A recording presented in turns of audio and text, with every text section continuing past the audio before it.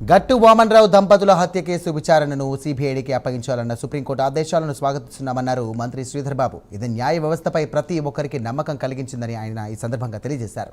ఈ కేసులో అసలు దోషులు, వారికి సహకరించినటువంటి అప్పటి ప్రభుత్వ పెద్దలకు శిక్ష పడితేనే ఆ కుటుంబానికి న్యాయం జరుగుతుందని ఆయన అన్నారు. ఇక మంత్రిలో నడి రోడ్డుపై అడ్వకేట్ వామన్రావు దంపతులు హత్యకు గురైతే అప్పటి బీఆర్ఎస్ ప్రభుత్వం కనీసం పట్టించుకోలేదని విమర్శించారు. విచారణ తప్పుదోవ పట్టించి అసలు హంతకులను కాపాడారన్నారు.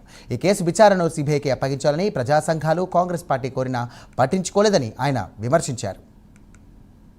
వామన్రావు దంపతుల హత్య తర్వాత ఆనాడున్న ప్రభుత్వం ఒక కుటుంబానికి సంబంధించిన వ్యధ గురించి ఆలోచన చేయలేదు.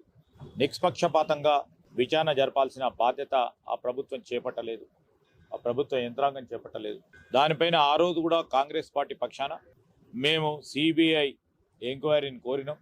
అదేవిధంగా వారి చనిపోయిన వామన్రావు దంపతులు, ఆ వామన్రావు తండ్రి గారైన కిషన్ రావు గారు అనేక సందర్భాల్లో ఆనాటి ప్రభుత్వానికి వినవించి ఆనాడే వారు సుప్రీంకోర్టుకు వెళ్ళటం జరిగింది. సుప్రీంకోర్టు ఎప్పటికైనా న్యాయ వ్యవస్థ తప్పకుండా న్యాయం చేస్తుందని ఒక నమ్మకంతో ఈరోజు సుప్రీంకోర్టు ముందుకొచ్చి సిబిఐ ఎంక్వైరీ చేస్తామనేది మేము తప్పకుండా ఆహ్వానిస్తూ ఉన్నాం.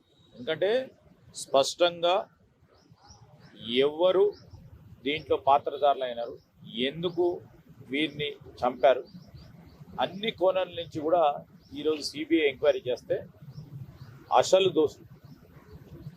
అసలు శిశులైన దోషులు బయటికి రావాలి.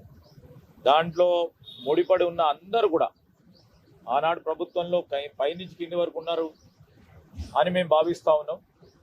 వారందరూ కూడా బయటికి వస్తారు. ఈరోజు దాంతో సంబంధం ఉన్న వాళ్ళందరూ కూడా దీని ద్వారా బయటికి రావాలి. మేము అర్చిస్తూ ఉన్నాం, స్వాగతిస్తూ ఉన్నాం. సుప్రీంకోర్టు సిబిఐ ఎంక్వైరీ చేస్తుందా, దానికి ఆదేశిస్తుందా